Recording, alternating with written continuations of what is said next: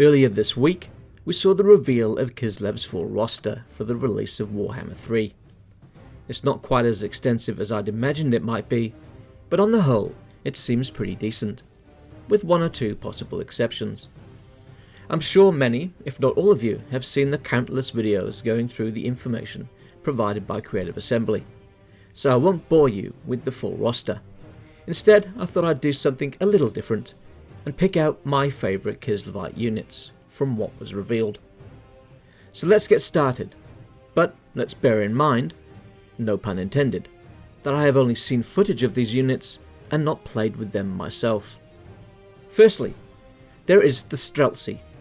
Proud warriors of Kislev, the Strelsi are a reliable and disciplined force in battle.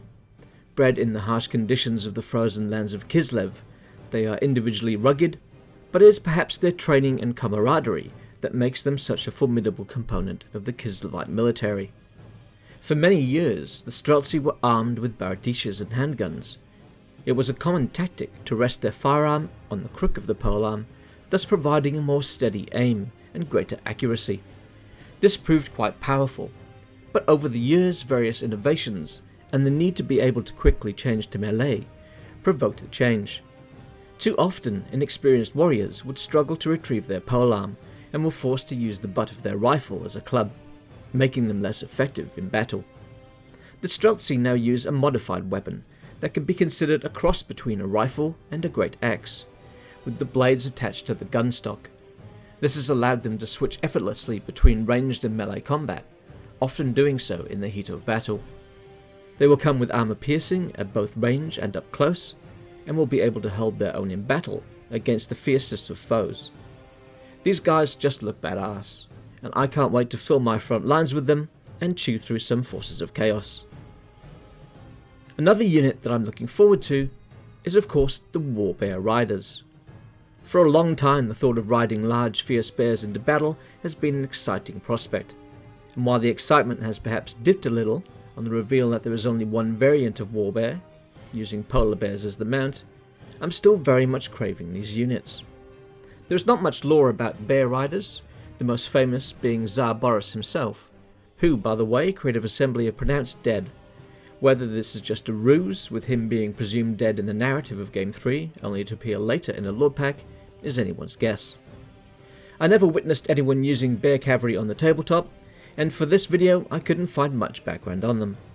Creative Assembly don't really give much away about them in the blog post either, apart from the blurb where they state that they are superior at prolonged engagements, unlike most other cavalry. No mention of whether they have bonus versus large or are better used against infantry. Regardless, they still look like there will be a lot of fun to play. Moving on, the remaining units that caught my attention are both classified as monsters or beasts, and are both completely new creations.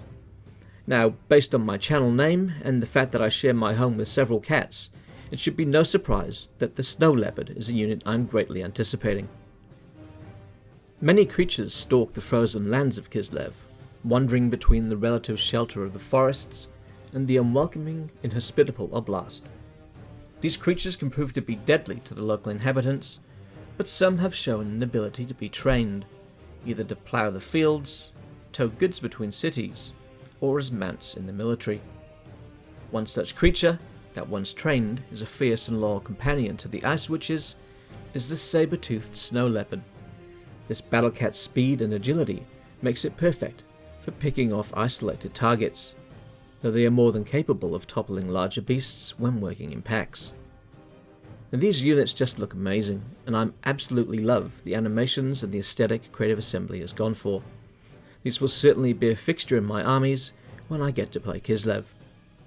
As an aside, there has been some feedback to Creative Assembly about the lack of diversity in the mounts available for the lords and heroes. As it stands, it seems we are limited to a warhorse or a bear for pretty much all. To add that missing variety, perhaps the snow leopard could be used as a mount option for the Ice Witches. The model is already done, and I can't imagine it would be too difficult to adapt it to serve as a mount. What do you think? Stupid idea, or does it have some merit? Now, last but not least, and perhaps my most anticipated unit, is the Elemental Bear. Since I first saw this beast in the second trailer, I have been anticipating using them in my late game armies. Beasts that are the manifestations of Kislev itself, the elemental bears are immense creatures of magical wrath that are summoned on the battlefield by the faith and devotion of the people of Kislev. The blog post states, as happy beating down the doors of a castle as it is causing terror among the tiny bipedals below. Is this just a blurb for a bit of flavour, or could this be a hint that the elemental bear has some innate ability which will be usable in sieges? Only time will tell. So what do we know?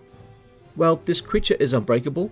It will be the hardiest thing on the battlefield, so immensely difficult to kill, with an undoubtedly large health pool and resistances. It will cause terror, and rightly so given its size, and it has a frost attack as seen in one of the previous game footage videos.